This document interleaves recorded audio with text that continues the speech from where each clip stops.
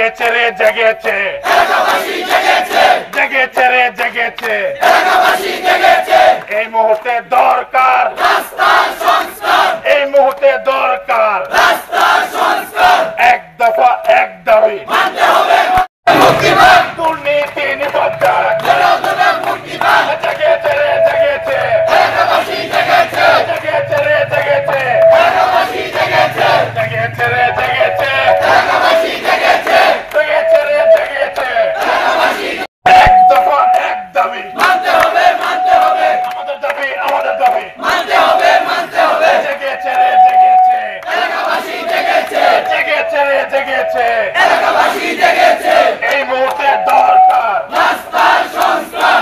Union, Srinagar union এবং Shimulkandi union, Bhairab to Srinagar, Bhairab to Mindpur যে রাস্তাটা, এই রাস্তার অবস্থা অত্যন্ত খারাপ। আজ বিগত 15-16 বছর যাবৎ আমাদের এখানে জনগণ ভৈরব আসতে, ভৈরব যোগাযোগ করতে আমাদের অনেক কষ্ট হয়, আমরা চলাফেরা করতে পারি না। আমাদের মা বোনের যদি অসুখ বিসুখ হয়, আমরা হসপিটালে আনতে আমরা গাড়ির মধ্যে আমাদের রোগীর অনেক কিছু হয়ে যায় এবং অনেক কষ্ট হয়। এই জন্য আমাদের এই রাস্তাটাকে পুনঃসংস্কার করার জন্য আমরা ইউনূস সাহেবের কাছে এসেছি। উনি আমাদেরকে আশ্বস্ত করেছেন, উনি উপরস্থ কথা বলে আমাদের ব্যবস্থা নেবেন। ঠিক আছে, আমাদের যে দুর্ভোগ অলরেডি আমাদের বড় ভাই ব্যাখ্যা বিশ্লেষণ করেছে।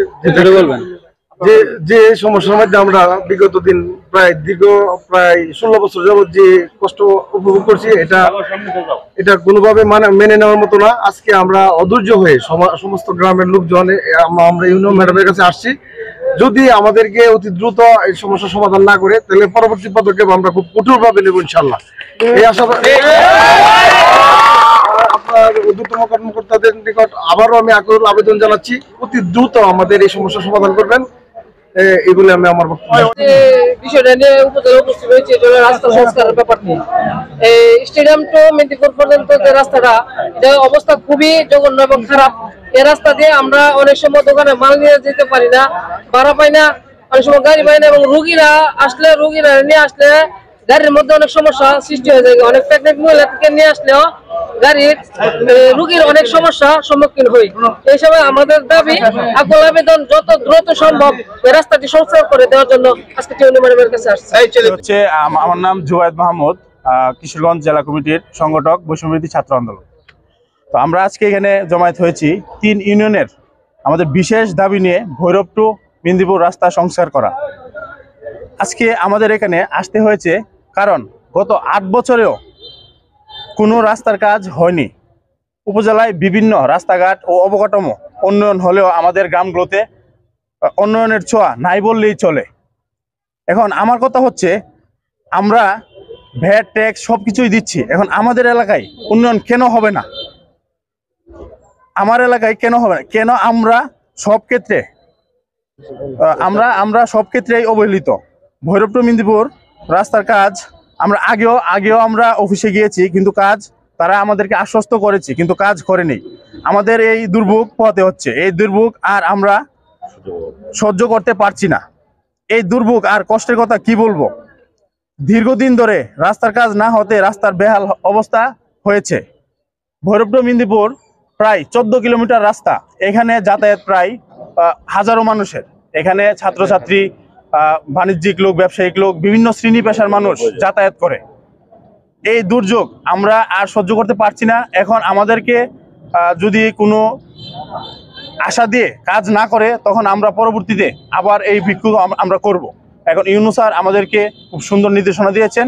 আমরা পরবর্তীতে যে নির্দেশনা দিয়েছেন, ওই নির্দেশনা অনুযায়ী আমরা রোড সাইড হাইওয়েতে আমরা যাব, আমরা দেখব ওনারা আমাদেরকে কি আশ্বস্ত করেন। সড়ক ও জনপথ অন্তর্ভুক্ত করার পর থেকে এটাতে এলজিইডি বা উপজেলা প্রশাসন কিংবা পৌরসভার যদিও কোনো অংশ থেকে থাকে, সেখানে আর আমরা কেউ কাজ করতে পারছি না। এটা রোডস এন্ড হাইওয়ে দায়িত্ব। তারপরে আমি মনে করি যে আমরা যেহেতু উপজেলাতে পারস্পরিক সহযোগিতাপূর্ণভাবে একজন আরেকজনের সাথে কাজ করি, আমরা আপনাদের এলাকাবাসীর পক্ষ থেকে যে দাবিটা পেয়েছি প্রশাসনের কাছে, আপনারা যেটা আপনাদের দুঃখের কথাটা, কষ্টের কথাটা তুলে ধরেছেন, আমরা আপনাদের সেটার সাথে সহমর্মী। কারণ আমি নিজে সেখানে গিয়ে দেখেছি যে এখানে গেলে পরের দিন কাজ করার জন্য যে শারীরিক একটা বিষয় থাকে, সেটা আর থাকে না। খুবই দুর্ভোগ পোহাতে হচ্ছে জনগণকে। এবং সবচেয়ে দুঃখের বিষয় হচ্ছে যে এই রাস্তাটা শুধুমাত্র একটা ইউনিয়ন না বা কোনোটা পৌরসভার অংশ না, এটা আমাদের ভৈরব উপজেলার মানে অনেকটা অংশ কালেক্টিং রাস্তা হচ্ছে আমাদের এই ভৈরব টু মেদিনীপুর যে সড়কটা, এই সড়কটা আমাদের একদম পৌরসভা থেকে শুরু করে সাদেকপুর, শ্রীনগর, শিমুলকান্দি এবং আমার ধারণা যে আগানগরের কিছু অংশ এটা দিয়ে যেতে হয়, কাজ করতে হয় এটা দিয়ে। তো এত বড় একটা জনগোষ্ঠীর সাথে সম্পৃক্ত যে রাস্তা, সেটার দ্রুত সংস্কার প্রয়োজন। আমি আমার পক্ষ থেকে আমাদের যে জেলা পর্যায়ে যখন আমরা মিটিং এ যাই সেখানে আমরা উপস্থাপন করব এবং আমাদের উপজেলা পর্যায়ে রোডস এন্ড হাইওয়ের যিনি কর্মকর্তা আছেন, সাব ইঞ্জিনিয়ার আছেন এখানে, তার সাথে আমি বিষয়টা উপস্থাপন করব। এবং ইতিমধ্যে ওনার সাথে আমার কথা হয়েছে, উনি একটা সাইট ভিজিটে আজকে চলে যাওয়াতে এই মুহূর্তে নাই, উনি থাকলে এখনই হয়তো আমার অফিসে আপনাদের সামনে আসতে পারতেন। জিনিসপত্র রাখার জন্য, গাড়ি রাখার জন্য এডি এলাকা সবাই বলে দেবে। এই রাস্তার কাজ ঈদের আগে আরম্ভ হবে।